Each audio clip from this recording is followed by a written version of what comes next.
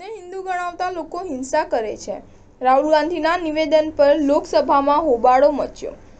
18મી લોકસભાના પ્રથમ સત્રના બીજા સપ્તાહમાં પણ ભાજપ નેતૃત્વવાળી એનડીએ સરકાર અને વિપક્ષની વચ્ચે હોબાળો ચાલુ રહ્યો। આજથી સંસદની કાર્યવાહી ફરી શરૂ થઈ છે। સરકારની મુશ્કેલી વધારતા વિપક્ષે સંસદની બહાર નીટ પર એક દિવસ ચર્ચાની માંગ સાથે દેખાવ કર્યો હતો।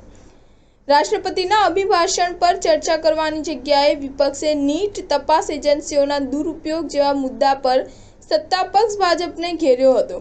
વિપક્ષ વતી રાહુલ ગાંધીએ લોકસભામાં માંગ કરી હતી કે એક દિવસ માટે નીટ મુદ્દે ચર્ચા કરવામાં આવે, પરંતુ સરકાર એ માટે તૈયાર ન થતાં વિપક્ષે આખરે વોકઆઉટ કર્યું હતું।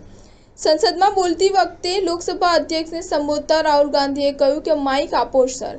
તેમને સવાલો પણ પૂછ્યા છે કે માઇકનું કંટ્રોલ કોની પાસે છે। જવાબમાં લોકસભા સ્પીકર ઓમ બિરલાએ કહ્યું કે ગૃહમાં એક વ્યવસ્થા હોય છે, જ્યારે આસન કોઈ વ્યક્તિને બોલવા માટે કહેવામાં આવે છે ત્યારે જ તેનો માઇક શરૂ કરવામાં આવે છે। તમારું માઇક બંધ નથી કરાતું।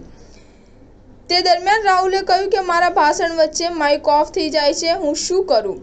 રાહુલ ગાંધીએ કહ્યું કે પીએમ મોદીએ તેમના ભાષણમાં એક દિવસ કહ્યું હતું કે હિન્દુસ્તાન ક્યારેય કોઈના પર હુમલો નથી કરતું। તેનું કારણ છે હિન્દુસ્તાન અહિંસાનો દેશ છે, તે ડરતો નથી। આપણા મહાપુરુષોએ આ સંદેશ આપ્યો કે ડરશો નહીં, ડરાવશો નહીં। શિવજી કહે છે કે ડરશો નહીં, ડરાવશો નહીં અને ત્રિશૂળને જમીનમાં સ્થાપિત કરી દે છે।